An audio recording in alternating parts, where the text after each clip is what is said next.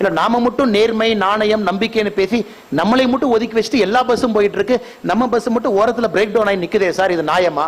அதுல ரொம்ப முக்கியமா அடிக்கடி பகவத்கீதையை நாம பேசும்போது இதைத்தான் பேசுவோம். 21st century கிட்ஸ் சில இடத்துல கேட்பாங்க, என்ன சார் செய்யற வேலைக்கு உரிமை இருக்குங்கிறீங்க, செய்யற வேலையினால வரக்கூடிய பலனை அனுபவிக்கிறதுக்கு உரிமை இல்லை, என்ன சார் வேஸ்ட் சார்?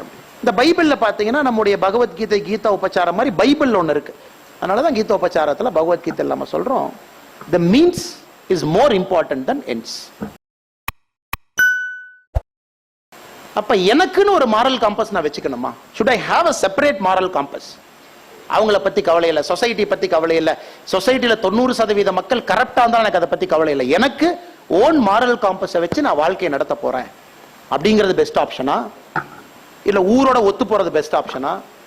இல்ல நாம மட்டும் நேர்மை நாணயம் நம்பிக்கைன்னு பேசி நம்மளை மட்டும் ஒதுக்கி வச்சுட்டு எல்லா பஸ்ஸும் போயிட்டு இருக்கு, நம்ம பஸ் மட்டும் ஓரத்துல பிரேக் டவுன் ஆகி நிக்குதே சார், இது நியாயமா? இதே சில பேர் கேட்பாங்க. இந்த எத்திக்ஸ் எல்லாம் அதிகமா நீங்க பேச ஆரம்பிச்சீங்கன்னா நிறைய பேர் கேட்பாங்க. இதற்கு உங்களுக்கு திரும்ப 2 உதாரணம் கொடுக்க வேண்டும் நினைக்கிறேன். நான் நீங்க பேசுறதெல்லாம் உங்களை தூண்டி விடணும் தவிர எனக்கு இதுக்கு எதுக்குமே பதில் கிடையாது. நீங்க வந்துட்டீங்க, நீங்க பதில் சொன்னா போனா நான் சாப்பிட விட மாட்டேன், தயவு செஞ்சு அந்த மாதிரிலாம் சொல்லிடுறேன். So there's nothing called a concrete answer. You are the best judge of what you do. நீங்க செய்யறது சரியா தப்பா அப்படிங்கறத நீங்க தான் முடிவெடுக்கணும். That is your internal moral compass. அதுக்காக தான் கொஞ்சம் ப்ரோவோக் பண்றதுக்காக சில எக்ஸாம்பிள்ஸ் உங்க முன்னாடி வைக்கிறேன். பகவத்கீதையில 2வது சாப்டர்ல 47வது verse. அதுல ரொம்ப முக்கியமா அடிக்கடி பகவத்கீதையை நாம பேசும்போது இதைத்தான் பேசுவோம். கர்மண்யே வாதிகரஸ்து மா பலேசு கடேச்சனா அப்படின்னு சொல்லும். அதாவது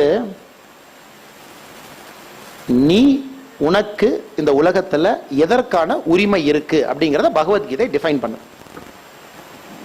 செய்யற வேலைக்கு உரிமை இருக்கா? உரிமை இருக்கு. செய்யற வேலையை கொண்டாடுறதுக்கு உரிமை இருக்கா? உரிமை இல்ல. செய்யற வேலையினால வரக்கூடிய பலனை அனுபவிக்கிறதுக்கு உரிமை இருக்கா? உரிமை இல்ல. அப்ப என்னதான் உரிமை இருக்கு? எதுக்கு நீ வேலை செய்ய சொல்றேன்? இப்போ யங்ஸ்டர்ஸ்லாம் 21st century கிட்ஸ் சில இடத்துல கேட்பாங்க, என்ன சார் செய்யற வேலைக்கு உரிமை இருக்குங்கிறீங்க, செய்யற வேலையினால வரக்கூடிய பலனை அனுபவிக்கிறதுக்கு உரிமை இல்லை, என்ன sir waste sir? Waste philosophy. இதெல்லாம் 21st centuryக்கு செட் ஆகாது. விதண்டாவாதத்துக்கு எல்லாம் பேசுவோம், சில பேர் சும்மா பேசுவாங்க விதண்டாவாதம். ஆனா இந்த பகவத்கீதையை எடுத்து கொஞ்சம் ஆழமா பார்த்தோம்னா முதல் லைன்ல இருந்து கடைசி லைன் வரைக்கும் அது எத்திக்கல் டைலமா மாரல் டைலமா. சொந்த மாமாவை வைத்து சண்டை போடலாமா? சொந்த மாமாவை கொல்லாமா? இதான பகவத்கீதை தானுங்க. அவனை கொல்லாமா? நீங்க 2 கசின்ஸ் தானே, பொய் சொல்லலாமா? சண்டை போடும் பொழுது லைட்டா ஒரு பொய்யை மட்டும் லைட்டா பாதி பொய் பாதி உண்மையை சொல்லலாமா?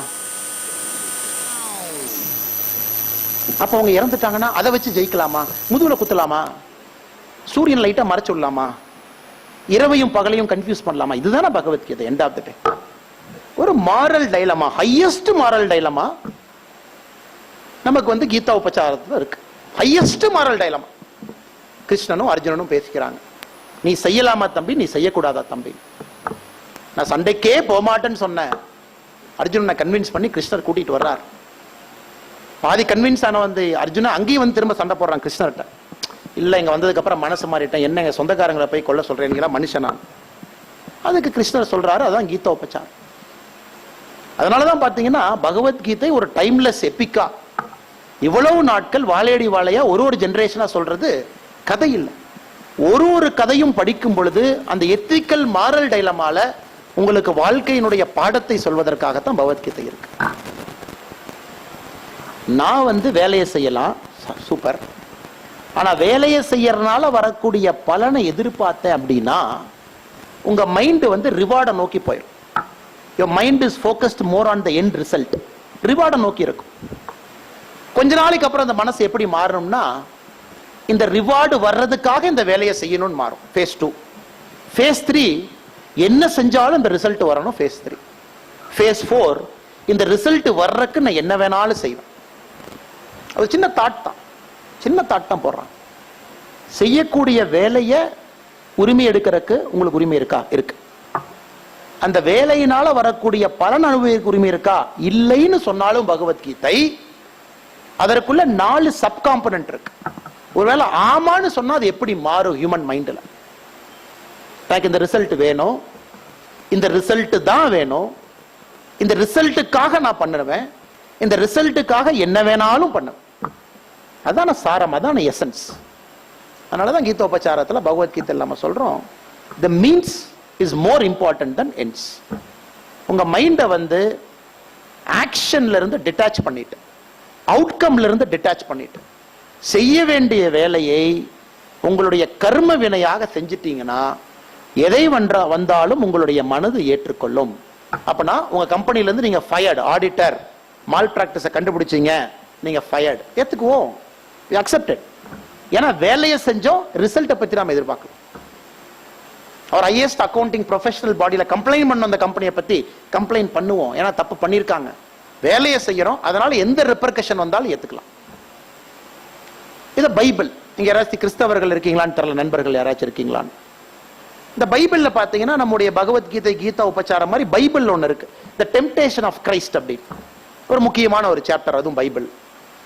அது எப்படின்னா, ஜீசஸ் கிரைஸ்ட் வந்து 40 நாட்கள் உண்ணாவிரதம் இருக்கிறாங்க, நோன்பு இருக்கிறாங்க. 40 நாட்கள், 40 டேஸ், 40 நைட் ஃபாஸ்டிங், 40 டே ஃபாஸ்டிங். அதுக்கப்புறம் ஒரு டெவில் வர்றாங்க ஜீசஸ் கிரைஸ்ட் கிட்ட. 40 நாள் விரதம் இருந்ததுக்கு அப்புறம், எனக்காக இதை நீ பண்றியா, உனக்கு எல்லாம் கொடுக்குறேன். கிரைஸ்ட் வந்து முடியாதுங்கிற. இந்த அப்படியே அந்த மலை மேல கூட வான்னு அந்த சாத்தான் கூட்டிட்டு போறாங்க. மலை மேல போய் ஜீசஸ் கிரைஸ்ட கூட்டிட்டு போயிட்டு, உங்க கண்ணில் என்னெல்லாம் நீங்க பாக்குறீங்களோ எல்லாம் உனக்கு தான், ஆனா என்ன ஏத்துக்க அப்படிங்கிறார். கிரைஸ்ட் முடியாதுங்கிறார். எதுக்கு? அதுலயும் ஒரு பாடத்தை இருக்கு, ஒரு ஒரு ஆழ்ந்த ஒரு அணுகுமுறை இருக்குன்னா, the temptation of Christ and Bible. அதுவும் அவன் எப்படி வச்சிருக்காங்க பாருங்க. ஜீசஸ் கிரைஸ்ட் வந்து காலையில சாப்பிட்டாரு, மத்தியானம் சாப்பிட்டாரு, நைட்டு சாப்பிட்டாரு, அதுக்கப்புறம் டெவில் வரல. 40 நாட்கள் விரதம் இருந்து உங்களுடைய சென்சஸ் எல்லாமே வீக்கஸ்ட் பொசிஷன்ல இருக்கு.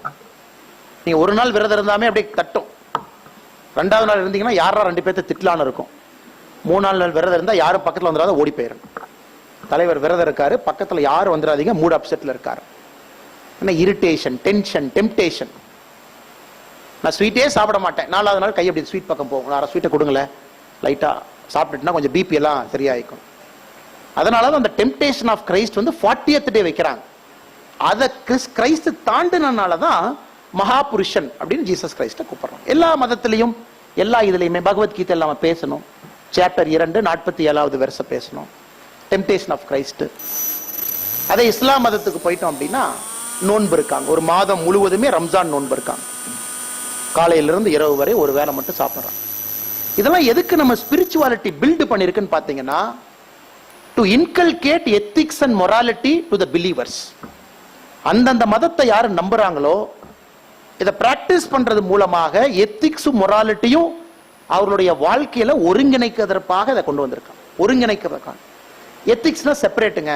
நம்ம எம்டி வந்து மத்தியானம் 12 மணிலிருந்து 2 மணி வரைக்கும் தான் எத்திக்ஸை பத்தி பேசுவார். என்னென்ன கம்ப்ளைண்ட் இருக்கோ வாங்க. இல்ல, காலையிலிருந்து இரவு வரை நீங்க எடுக்கிற எல்லா டெசிஷனுமே எத்திக்கல் தான். அதனாலதான் நம்ம இந்த பாம்பரை பத்தி பார்த்தோம். பாம்பு போடலாமா வேண்டாமா, எத்திக்கல் டெசிஷன். ஆட்டம் பாம்பை இறக்கலாமா வேண்டாமா, எத்திக்கல் டெசிஷன். டோக்கியோ மேல போடலாமா வேண்டாமா, எத்திக்கல் டெசிஷன். 67 நகரத்தை அணிக்கலாமா வேண்டாமா, எத்திக்கல் டெசிஷன். 10 லட்சம் பேர்த்த கொல்லாமா வேண்டாமா, எத்திக்கல் டெசிஷன். உங்க லைஃப்ல இந்த மாதிரி நிறைய, உங்க வாழ்க்கை பூரா இப்படித்தான் இருக்கும். the more you go up in life, the more you go up, the more you go up. மேல போக பிரச்சனைகளை சமாளிக்கணும். அவங்க தான் மேல போக முடியும். மேல போக நீங்க டீல் பண்றது எல்லாமே எத்திக்கல் ப்ராப்ளம்ஸா தான் இருக்குமோ தவிர ஹியூமன் ப்ராப்ளம்ஸா இருக்காது. Human problems local level. அண்ணே சூப்பர்வைசர் ஓங்க அப்பிட்டானே என்னன்னு கேளுங்கண்ணே. அதெல்லாம் சூப்பர்வைசரும் ஃப்ளோர் மேனேஜரும் சண்டை போட்டுக்குவாங்க. அண்ணே அவன் நீ பார்த்தாவே சரியில்லைண்ணே, ஏதோ பேசுறானே, அதெல்லாம் லோக்கல். அதான் ஹியூமன் ப்ராப்ளம்ஸ். நீங்க ஆர்கனைசேஷன் ஹைரார்க்கியில மேல போக you will deal only ethical problems and moral dilemma. யாருக்கு ஃபைபர் ஸ்ட்ராங்கா இருக்கோ, moral ஃபைபர் ஸ்ட்ராங்கா இருக்கோ, அவங்க இதையெல்லாம் சமாளிச்சு வரலாம். ஜீசஸ் கிரைஸ்டையும் தப்பா பேசியிருக்காங்க, தப்பாதான் பேசியிருக்காங்க. அதை தாண்டி அந்த டெஸ்டை எல்லாம் பரீட்சை எல்லாம் பாஸ் பண்ணி தான் கிரைஸ்ட் வெளியே வந்தார். பகவத்கீதையை வேற வேற ஆங்கிள் பாக்குறவங்க இருக்கிறாங்க. இல்ல நான் கர்ணனுடைய ஆங்கிள் இந்த பகவத்கீதையை பார்க்க போறேன், நான் கர்ணனுடைய ஆங்கிள் மகாபாரத போற பார்க்க போறேன், இல்ல நான் பீஷ்மருடைய ஆங்கிள் இருந்து நான் பார்ப்பேன், இல்ல நான் அர்ஜுனுடைய ஆங்கிள் இருந்து பார்ப்பேன், இல்ல கிருஷ்ணனுடைய ஆங்கிள் இருந்து பார்ப்பேன். இவருக்கு பாவம் அநீதி பண்ணிட்டீங்க, பாவம் அவரு தப்பே பண்ணல, அவருக்கு பண்ணிட்டீங்களே. பீப்புள் ஆர் தேர்.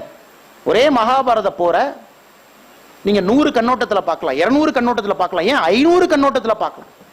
மகாபாரத போர்ல இருந்த சிறந்த பெண்மணிகள் யாரெல்லாம் இருந்தாங்களோ அவங்களுடைய கண்ணோட்டத்துல இருந்து பார்க்கலாம். பாஞ்சாலியினுடைய கண்ணோட்டத்துல இருந்து பார்க்கலாமே, அதை வச்சு கதையை எழுதலாமே முழுசா திரும்ப ரீஓரியன்ட் பண்ணி. ராமர் ராவணன், ராமர் கண்ணோட்டத்திலையும் பார்க்கலாம், ராவணர் கண்ணோட்டத்திலையும் பார்க்கலாம். அதனால் நீங்க மாரல் ஃபைபரை ஸ்ட்ரென்தன் பண்ணிக்கணும். டெசிஷன் நீங்க தான் எடுக்கணும்.